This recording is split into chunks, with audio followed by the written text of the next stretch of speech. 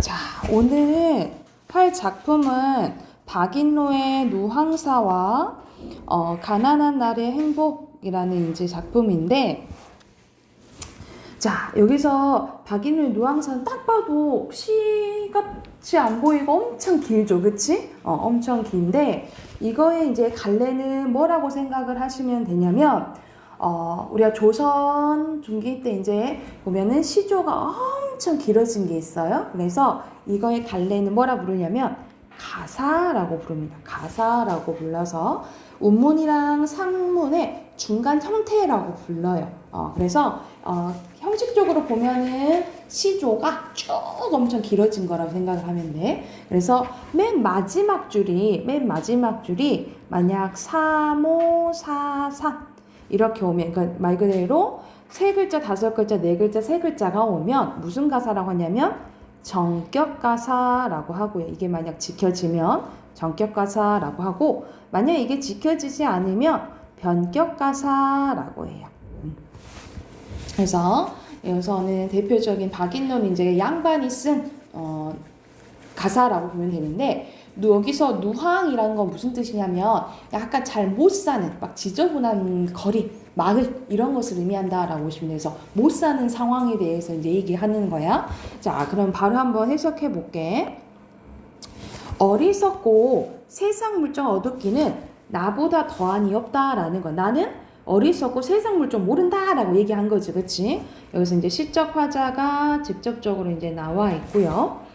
자, 길흉화복은 하늘에 맡겨두고, 내가 잘 되고 못 되는 것은 하늘에 맡겨둔대. 그래서 뭐 하늘에 그냥 뭐 지켜준 대로 살겠다 보면 운명론적 세계관이 있다라고 볼 수도 있겠죠. 누항, 선생님이 아까 누항은 뭐라 그랬지? 조금 지저분하고 그런 거리나 마을을 의미한다고. 이런 깊은 곳에 초가를 집어두고 초가를 짓고요. 초가를 짓고, 굳은 날씨에 썩은 짚이 땔감이 되어 새호밥, 닷홉죽, 그러니까는 밥 조금, 죽 조금 이렇게라고 생각하는데, 연기도 많기도 많구나. 밥 조금 이렇게 만드는데 연기도 막 많이 나는 거야.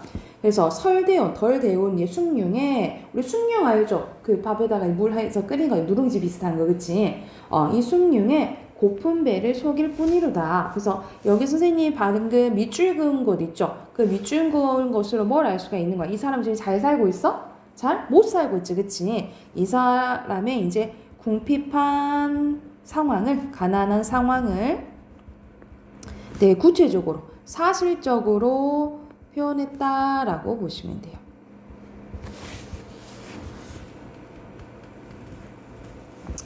자, 내 생애가, 내가 지금 사는 게 이러하다. 대장부의 뜻을 옮기겠는가? 내가 옮길 수 있는지 모르겠다 이 말이야. 서리법 쓰였고요. 일부러 의문 형식으로 표현한 서리법. 안비닐렴이 적을망정 품고 있대. 여기서 안비닐렴은 뭐냐면 안자가 편한 안자예요. 빈자, 근데 가난할 빈자야. 그러니까는 그래도 가난하지만 뭐 즐기려고 한다. 이것은 안비니렴이라고 보시면 돼요. 가난 속에서 마음을 편히 갖는 거, 이걸 안비니렴이라고 보면 되는데, 이게 적을망정, 내가 품고 있다 이 말이야. 그러니까는 나는 좀 가난해도 좀 잘 살려고 하는 마음이 조금 있다 이 말이야.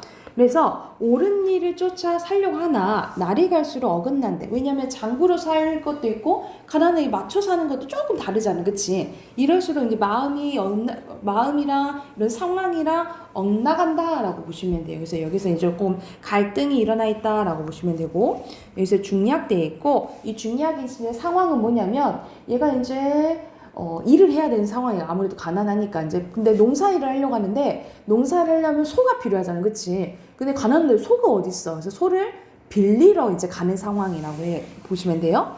그래서 소 한 번 주마하고 엉성하게 하는 말씀, 친절하다 여긴 집에 달 없는 황혼에, 저녁 늦게 허위허위 달려가서, 허위허위 달리는 모습이죠? 으태어 나왔지.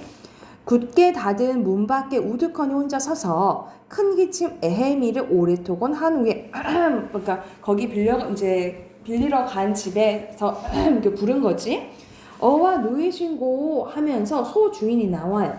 여기서부터 소주인과의 대화가 시작된다라고 보면 돼. 어와 누구십니까? 라니까 염치 없는 접니다. 이렇게 한 거야. 초경도 거인데 저녁인데 초경은 이제 7시, 9시 저녁이라고 보시면 돼요. 거인데 어찌 오셨습니까? 라고 하니까 해마다 이러하기 구차한 줄 알건만을 소 없는 가난한 집에 걱정이 많아 왔습니다. 저번에 소를 좀 빌려준다 해서 소 빌리러 왔어요. 라고 이제 얘기를 한 거지. 공짜로나 값을 쳐서나 준죽도 하지만은 다만 어젯밤에 건너쯤 저 사람이 목 붉은 숫껑을 구슬 같은 기름에 직유법 나왔네요. 구워내고 갓 익은 삼해주를 취하도록 권하거늘 이러한 은혜를 어이하니 갚으겠는가. 그래서 내일 주마하고 큰 언약을 하여서 실약 이 약속이 미편한 약속을 깨기 어려우니 말하기 어려웠다라고 얘기하는 거야. 그러니까는 이 사람들이 화자한테 빌려주기로 해놓고 이 옆집 사람이 막 고기에다가 술 먹여주니까 그래 내가 빌려줄게 해버려서 좀 빌려주기 어려운데? 라고 얘기를 한 거야. 그랬더니 사실 그러면 어찌 하겠습니까? 그러게 아무래도 뭐지 사실 이렇게 한다는데 어찌 뭐라 하겠어 그치? 그래서 여기까지가 이제 대화 과정이고 이제 실망하면서 오는 과정이에요. 헌 모자 숙여 쓰고 축 없는 집신에 설피설피 물러오니 의티어 또 쓰였네. 풍채 적은 모습에 개가 짖을 뿐이다 하면서 여기서는 이제 소를 못 빌리니까 이제 밭을 어떻게 갈겠어. 힘이 빠진 상황이에요. 누추한 집에 들어간들 잠이 와서 누웠겠느냐. 북창에 기대앉아 새벽을 기다리니 무정한 오디세가 이내 하늘 돕는구나 하면서 오디세가 저기 오는 거 이렇게 보니까는 내 마음도 한스럽고 그런 거예요. 그래서 여기서 오디세는 이 화자의 심정을 더욱더 강조하는 역할을 하는 거야. 이러한 역할을 하는 게 뭐냐면 객관적 상관물이라고 해요. 객관적 상관물. 이 객관적 상관물은 화자의 처지가 같거나 아니면 반대인 경우도 있고 그래서 화자의 감정과 똑같아서 이 화자의 감정을 조금 더 부각시키는 효과가 있다라고 보시면 돼요. 그래서 여기서 역할은 얘가 아주 참담하겠잖아. 화자의 참담한 심정을 강조하는 효과가 있다라고 보시면 돼요. 화자의 참담한 심정을 부각하는 효과가 있는 게 이 무정한 오디세이라고 보시면 돼요. 그래서 잠도 못 잔 거야. 아침이 끝나도록 슬퍼하며 먼들을 바라보니 그 다음 좀 볼게. 즐거운 농가는 흥없이 들리는구나. 세상 인정 모른 한숨은 그칠 줄 모르는구나 하면서 각박한 인심에 조금 서운한 거지. 사실상 그 소주인이 나쁜 건 아니잖아. 그치? 빌려주려는데 어쩔 수 없이 이제 못 빌린 건데 그래도 인심이 별로 없네 하고 한탄하는 거예요. 아까운 저쟁기는 변보님도 좋으시고 그러니까는 우리가 이제 농사를 하고 이렇게 쓰는 게 쟁기잖아. 근데 소를 한번 이렇게 갈고 한번 밭을 갈고 쟁길 일을 하던가 말던가 해야 되는데 소가 없으니까 일을 할 수 있어? 없는 거지. 그러니까는 아까운 저 쟁기만 보기만 좋다라고 얘기를 한 거야. 가시 엉킨 묵은 밭도 쉽게 갈련마는 빈집 벽 가운데 쓸데없이 걸렸구나. 그래서 봄농사도 거의루다. 팽개쳐 던져주자 하면서 여기서는 이제 소가 없어서 농사를 이제 포기한 거예요. 그래서 몰라 이제 못하지 하고 해가지고 팽개쳐주고 이제 뭘 생각하냐면 갑자기 자연 얘기합니다. 강호에서 큰 꿈을 생각한 지 오래됐더니 강호는 강강자에다가 호수자거든요. 근데 물만 얘기하는 게 아니라 크게 보면 자연을 얘기해요. 그래서 부분으로 전체를 나타내는 대유법이 쓰였다라고 보시면 되고 강호에서 큰 꿈을 생각한 지도 오래됐더니 먹고 사는 것이 누가 되어서 잊었구나. 나 사실 자연 친화적으로 이렇게 살라 했는데 너무 이제 먹고 살기가 어려워서 내가 자연 잊고 있었네 라고 얘기를 한 거예요. 저 물가를 바라보니 푸른 대나무가 많기도 많구나. 교양 있는 선비들아 낚싯대 하나 빌려다오. 즐기려고 한다. 나 자연 즐기려한다 얘기하는 거야. 갈대고 깊은 곳에 명월 청풍이 벗이 되어 명월 밝은 달과 청풍 이제 시원한 바람을 얘기해요. 벗이 된다라고 표현했지? 이 자연이 그래서 의인법 쓰였죠. 그쵸? 임자언느 풍을강산 절로절로 늙으리라 하면서 풍을강산 크게 자연에서 절로절로 늙으리라 하면서 자연 친화적인 태도를 보이고 있다라고 보시면 돼요. 그래서 여기서는 현실적으로 내가 가난하긴 하지만 거기에서 만족하면서 자연 친화적으로 살란다라고 노래한 이제 시라고 생각을 하시면 돼요. 자, 그러면 앞에 있는 빈칸 채워볼게. 여기서는 시적 화자는 나고요. 가난하고 시적 상황은 궁핍하게 살고 있죠. 그래서 자, 뭘 때문에? 안빈 일념 때문에 지금 현실적으로 힘들기도 하는데 또 내가 만족하면서 살고 싶긴 한데 여기서 갈등이 일어난다고. 그래서 이 상황에 대한 답답함, 한탄이 일어나고 마지막에 결과적으로 그냥 자연에서 살란다 하면서 힘든 상황을 극복하려고 한다라고 보시면 돼요. 그리고 밑에는 소 없는 가난한 집 뭐 이런 걸 통해서 궁핍한 상황을 할 수가 있고, 그리고 151쪽 보면 사실적인 표현, 그리고 오디세 객관적 상관을 얘기해줬죠. 그쵸? 그리고 뭐뭐 했는가 무엇이랴 일부러 의문문 형식으로 표현한 건 선생님이 다 말하지 않았어도 서리법인 걸 알 수가 있겠죠. 자, 그리고 두 번째 작품은 수필이에요. 이런 식으로 시랑 수필이랑 복합적으로 나온 경우가 있어요. 여기는 이제 그렇게 어렵지 않는 내용이라 바로 봐볼게. 자, 다음은 어느 중로의 여인에게서 이제 들은 얘기인데, 여인이 젊었을 때였대요. 남편이 사업에 거듭 실패하자 이들 내내 갑자기 가난 속에 빠지고 말았대. 그러면은 공통적인 상황은 뭔 거야? 가난인 거지. 그치? 남편은 다시 일어나 사과 장사를 시작했는데 사과를 싣고 춘천에 갖다 넘기면 다소 이윤이 생겼다. 그런데 한 번은 춘천으로 떠난 남편이 이틀이 되고 사흘이 되어 돌아오지 않았다. 제 날로 돌아오기는 어렵지만 이틀째에는 틀림없이 돌아오는 남편이었대요. 아내는 기다리다 못해 닷새째 되는 날 남편을 찾아 춘천을 떠났다. 춘천에만 다음에 만나려니 했지요. 춘천을 손바닥만하게 알았나 봐요. 정말 막막하더군요. 하는 수 없이 여간을 뒤졌죠. 여간이란 여간 모두를 다 뒤졌지만 그이는 없었어요. 하룻밤을 여간에서 뜬 눈으로 세웠죠.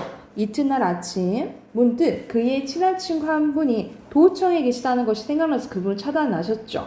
가는 길에 혹시나 하고 정거장에 들러봤더니 매표구 앞에서 늘어선 줄 속에 남편이 서 있었다라는 거야. 그러니까 완전 생판 모르고 이제 춘천 가서 남편을 찾은 거지. 아내는 너무 반갑고 원망스러워 말이 나오지 않았대. 트럭에다 사과를 싣고 춘천을 떠난 남편은 가는 길에 사람 몇 태웠다고 했다. 그들이 사과 가마니를 깔고 앉는 바람에 사과가 상해서 제값을 받을 수 없었다. 남편은 도저히 손해를 보아서는 안 될 처지였기에 친구들의 집에 기숙을 하면서 시장 옆에 자리를 구해 사과 소매를 시작했다. 그래서 어젯밤 늦게서야 겨우 다 팔 수 있었다는 것이다. 전보도 옳게 구실 못했던 8.15 직후였으니 함께 춘천을 떠나 서울을 향하는 차 속에서 남편은 그의 손을 꼭 쥐었다라는 거죠. 그때만 해도 3시간이 남아 걸리던 경춘선. 남편은 한 번도 그 손을 놓지 않았다라는 거야. 아내는 한 손을 맡긴 채 너무나 행복해서 그저 황홀에 잠길 뿐이었다. 그러니까 우리 보통 아내 입장에서 보면은 막 화가 날 만도 한데 그래도 이제 남편이 이렇게 있었으니까 좋았다라고 얘기를 하죠. 그 남편은 그러나 6.25 때 죽었다고 한다. 여인은 어린 자녀들을 이끌고 모진 세파와 싸우지 않으면 안 되었다라는 거죠. 이제 아이들도 다 커서 대학에 다니고 있으니 그에게 조금 면목이 선 것도 같아요.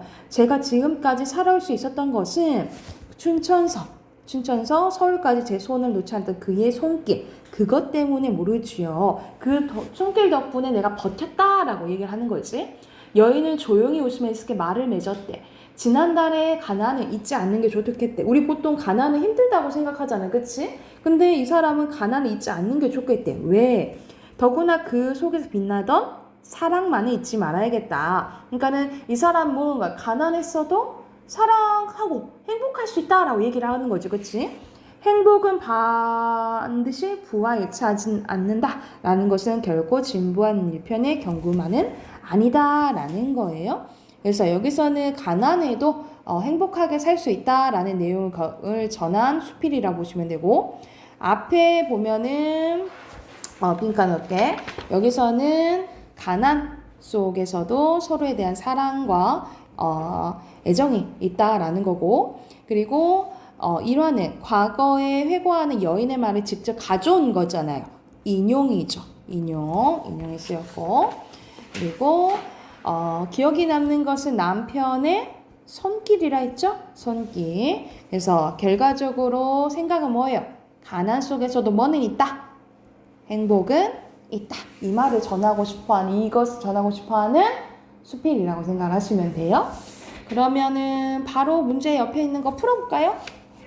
밑에 안 했다. 그치? 밑에. 교훈이죠? 교훈이에요.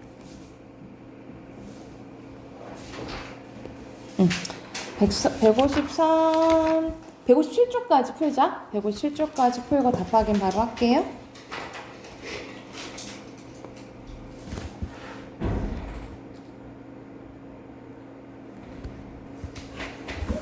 답 확인해 볼까요? 자, 1번에 여기서 이제 공통적으로 적절한 것은 반성 뭐 아니고요. 객관적도 아니고 뭐 그리움도 아니고 영탄적 표현 뭐 이렇게 볼 수도 있지만 막 소망까지는 아니죠. 여기서는 각자 원하는 바가 있는 거지. 그치? 원하는 태도가 있는 거죠. 5번이죠. 5번이고 2번에 알맞지 않은 거 A 부분은 그 소 빌리는 상황이고 B 부분은 그 마지막 부분이잖아요. 그쵸? 그래서 여기서 알맞지 않은 것은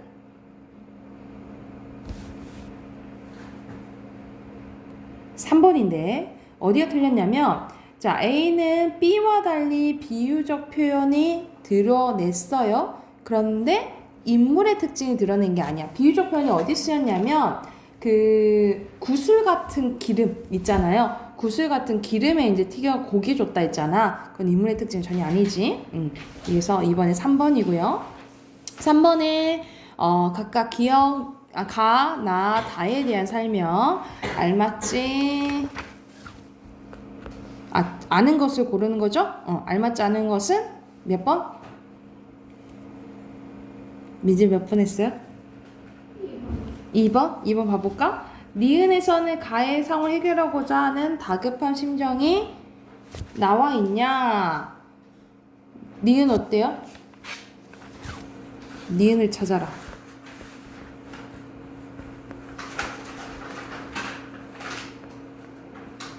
허이허이 달려갔다 라고 했잖아. 왜? 소를 빌리려고. 그치? 그 부분을 통해서 알 수 있고. 지훈 몇 번 했어요? 3번? 3번 가볼까? 디귿에는 나의 화자의 처량한 모습을 드러내고 있다 라고 했을 때 디귿 봐봐. 디귿은 아침이 끝나도록 슬퍼하며 먼 들을 바라봤다 했잖아요. 그쵸? 왜? 소를 못 빌려서 어떻게 해야 될지 모르겠는 거야. 이것도 맞다라고 볼 수 있어요. 알맞지 않는 것은 4번인데 아까운 저 쟁기는 변모님도 좋으시고 여기서는 심리가 화자의 눈에 비친 대상이 투영돼 있냐 이 말이야. 감정이 아예 투영돼 있냐 이 말이야. 그래서 여기서는 쟁기에는 다가 아니라 나의 심리가 투영되고 있다라고 보시면 돼요. 다 부분이 아니라 나라고 보시면 돼요. 다 부분이 아니라 나. 이 부분이죠? 이 부분이잖아. 그치? 자, 그리고 4번에 적절한 것은 이거는 자연. 경춘선 이제 남편과 있었던 거지? 그래서 관련된 것은 2번이에요. 자, 그리고 의미가 다른 거. 다 가난한 집을 의미하는데 푸른 숲, 푸른 대나무는 가난과는 관련 없죠? 5번이에요. 그리고 어휘 봐볼게. 세로는 소매, 가로 매표구, 그리고 2번에 세로 경구, 가로 구차한. 부찬이고요. 그리고 3번에 세파, 4번에 면목, 그리고 5번에 명월청풍, 6번이 중로정. 자, 여기까지 하고 다음 시간에 이거 마무리 할게요. 그러면 이제 이 책 문학 마무리 되거든요. 마무리 할게.